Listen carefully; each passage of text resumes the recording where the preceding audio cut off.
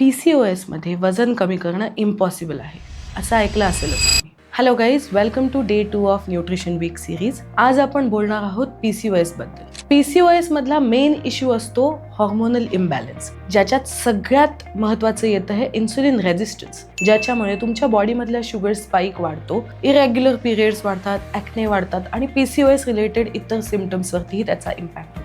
ह्या 3 गोष्टी फॉलो करून बघा, जेणे तुम्हाला मदत होईल. पहिलं म्हणजे हाय प्रोटीन ब्रेकफास्ट घ्या, जेणेकरून तुमच्या इन्सुलिन सेन्सिटिव्हिटी इम्प्रूव्ह होईल आणि तुमच्या बॉडीला शुगर स्पाइक कमी येईल. ओव्हरऑल तुमचे क्रेविंग्स कमी होतील आणि सटायटी जास्त वेळ मेंटेन राहील. सेकंड म्हणजे हाय ग्लायसेमिक इंडेक्स फूड्सच्या ऐवजी लो ग्लायसेमिक इंडेक्स फूड्स घ्या. म्हणजे मैदा, ब्रेड याऐवजी आपला गहू, बाजरी, ज्वारी यांचा उपयोग करा. कारण हाय ग्लायसेमिक इंडेक्स फूड्स हे तुमच्या बॉडीला शुगर स्पाइक लवकर देतात आणि लो ग्लायसेमिक इंडेक्स फूड हे हळूहळू ग्लुकोज रिलीज करतात, ज्याच्यामुळे बॉडीला स्पाइक कमी येतो आणि क्रेविंग्स कमी होतात. तिसरं आणि शेवटचं, हेल्दी स्नॅकिंग करा.